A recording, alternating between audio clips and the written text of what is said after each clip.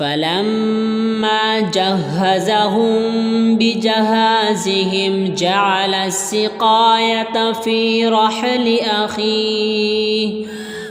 رحل أخيه ثم أذن مؤذن أيتها العير إنكم لسارقون. قالوا وأقبلوا عليهم ماذا تفقدون؟ قالوا نفقد صواع الملك ولمن جاء به حمل بعير وأنا به زعيم.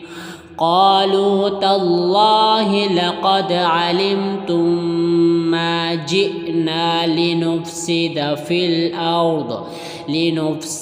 في الأرض وما كنا سارقين. قالوا فما جزاؤه إن كنتم كاذبين؟ قالوا جزاؤه من وجد في رحله فهو جزاؤه كذلك نجزي الظالمين.